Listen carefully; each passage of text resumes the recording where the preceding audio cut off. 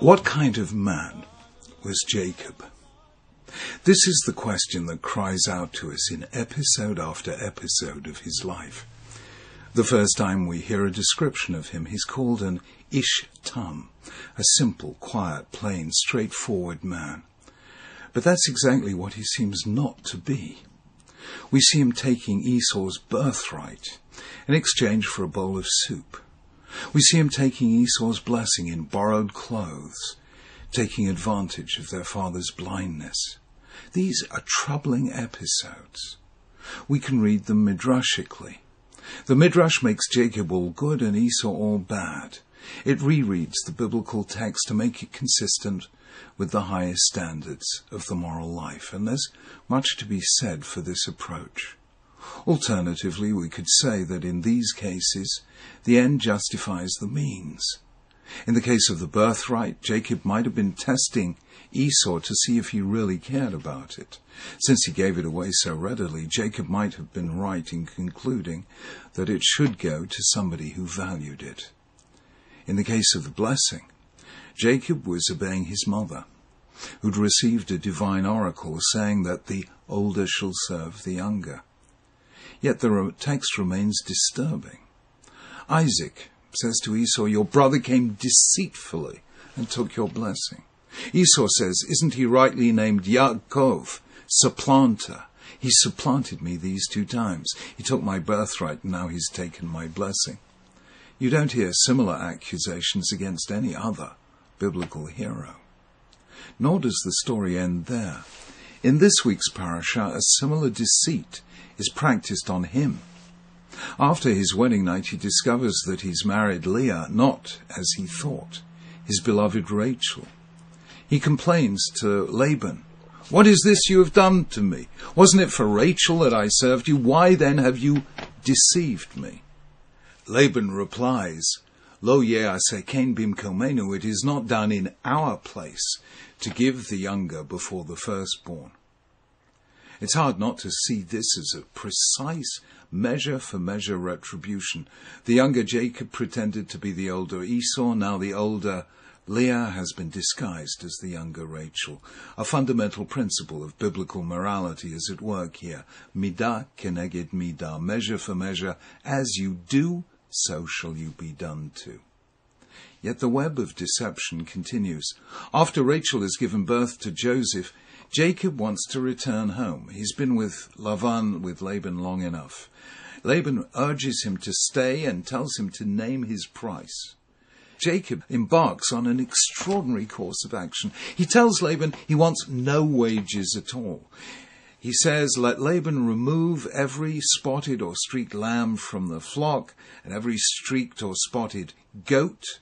Jacob will then keep as his hire any newborn spotted or streaked animals that are born to this unspotted, unstreaked flock."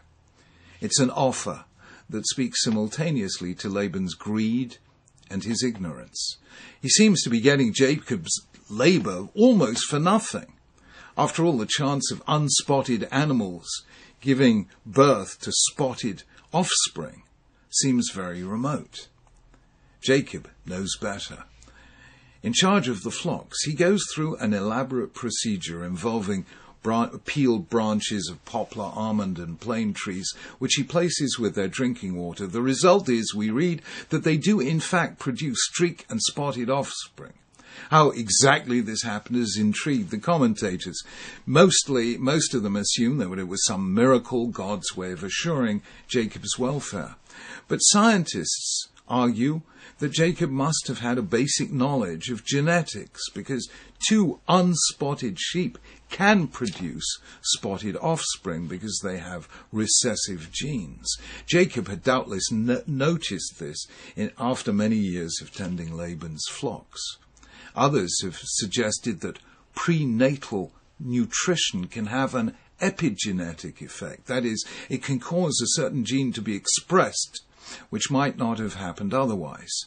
Had the peeled branches of poplar, almond, and plane trees been added to the water the sheep drank, some organism under the bark might have affected the agouti gene that determines the colour of fur in sheep and mice.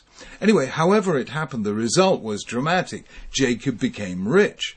In this way, says the Bible, the man grew exceedingly prosperous and came to own large flocks and maidservants and manservants and camels and donkeys. Inevitably, Laban and his sons felt cheated. Jacob sensed their displeasure, and having taken counsel with his wives, and being advised by God himself that he should leave, departs while Laban is away sheep shearing. Laban eventually discovers that Jacob has fled and pursues him for 7 days, catching up with him in the mountains of Gilead.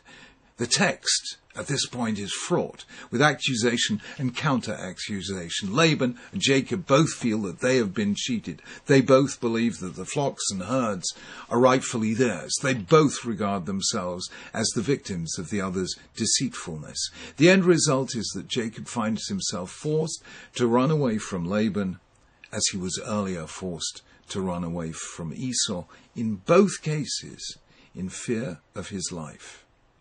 So the question returns, what kind of man was Jacob? He seems anything but an ish tum, a straightforward man. And surely this is not the way for a religious role model to behave, in such a way that first his father, then his brother, then his father-in-law accuse him of deceit. What kind of story is the Torah telling us in the way it narrates the life of Jacob? One way of approaching an answer is to look at a specific literary character, often a hare, or in African-American tradition, the character of Brer Rabbit, in the folk tales of oppressed people. Henry Louis Gates, the American literary critic, has argued that such figures represent the creative way the slave community responded to the oppressor's failure to address them as human beings created in the image of God. Such oppressed individuals have a fragile body but a deceptively strong mind. Using their intelligence to outwit their stronger opponents, they're able to deconstruct and subvert in small ways the hierarchy of dominance that favors the rich and the strong. These characters represent the momentary freedom of the unfree, a protest against the random injustices of the world. And that, it seems to me, is what Jacob represents in this, the early phase of his life. He enters the world as the younger of 2 twins. His brother is strong, ruddy, hairy, a skillful hunter, a man of the open country, while he is quiet, a scholar. Then he has to confront the fact that his father loves his brother more than him. And then he finds himself at the mercy of Laban, a possessive, exploitative and deceptive figure who takes advantage of his vulnerability. Jacob is the man who, as almost all of us do at some time or other, discovers that life is unfair. What Jacob shows by his sheer quick-wittedness is that the strength of the strong can also be their weakness. So it is when Esau comes in exhausted from the hunt and is willing impetuously to trade his birthright for some soup. So it is when the blind Isaac is prepared to bless the son who will bring him venison to eat.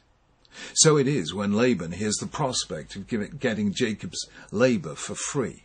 Every strength has its Achilles heel, its weakness, and this can be used by the weak to gain victory over the strong. Jacob represents the refusal of the weak to accept the hierarchy created by the strong. His acts are a kind of defiance, an insistence on the dignity of the weak vis-à-vis Esau, or the less loved vis-à-vis Isaac, or the refugee in Laban's house. In this sense, he is one element of what historically it has been to be a Jew. But the Jacob we see in these chapters is not the figure whom ultimately we are called on to emulate, and we can see why. Jacob wins his battles with Esau and Laban, but only at the cost of eventually having to flee in fear of his life. Quick-wittedness is only a temporary solution.